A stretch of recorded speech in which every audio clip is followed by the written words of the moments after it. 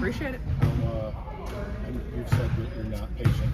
How hard have these 5 games been, and how happy are you that you're 26 hours away from it being over?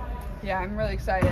I think it's definitely been a process. I think the hardest part is when you begin to feel really good, and then it's just a process of working yourself back into actually getting up and down, and getting out there with my teammates. And obviously that can be a little difficult at the same time when they're prepping for other games that I know I'm not going to be available in. But I think the medical staff, I have to give them a lot of credit. I think they did a really good job, and just have tried to control my mindset the whole time that I've been out and learn from the bench. I think it can teach you a lot of different things, and yeah, it was certainly a learning opportunity, and I think it's going to benefit me a lot throughout my career, just falling back and understanding certain moments like this.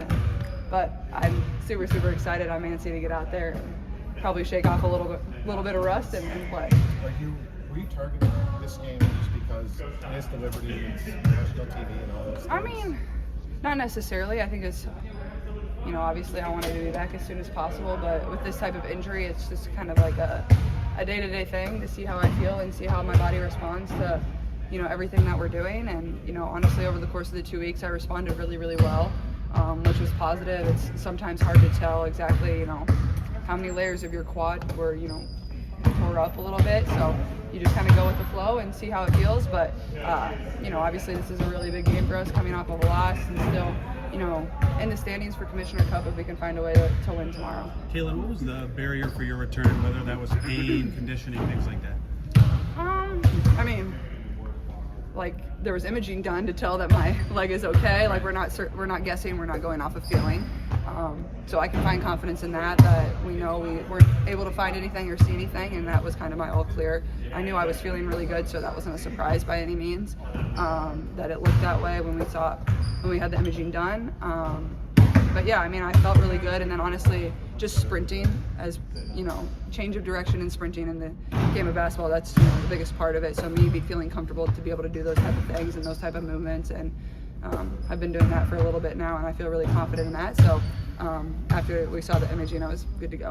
This is the first time you've had to ramp back up in season after an injury, and I guess the first time you've had an injury in your 5 years. Just what has that experience been like, just ramping back up in season from an injury? Yeah, I think it's just having the mindset of, I don't need to make up for lost time, just being patient and getting back into the flow of things, getting back into the flow of playing with my team.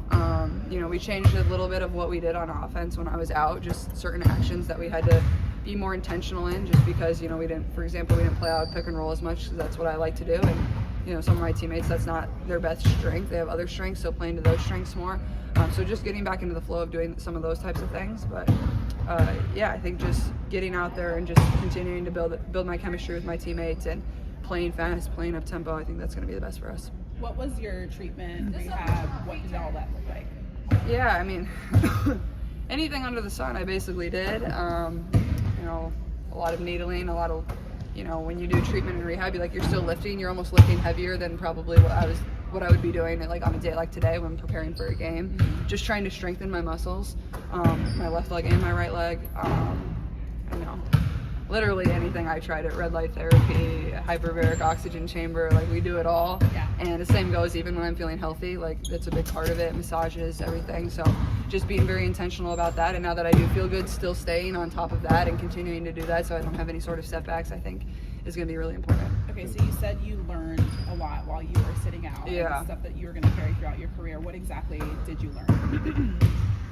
I think for us, as a whole group, there's certain things in games that we have to be able to see a little bit faster and earlier in the games, depending how they're guarding us, how they're guarding certain actions, things that we're doing in coverage that maybe aren't working, and how can we manipulate that? How can we put people in certain screening actions to get exactly what we want? Because you come into a game, you have a scouting report, you have a game plan, but it's not always going to be exactly what you think. And it's obviously easier on the side, and I was talking to quite a few of my teammates. I'm I know it's so hard. When I'm out on the bench, it's easier for me to just process the action of what's going on.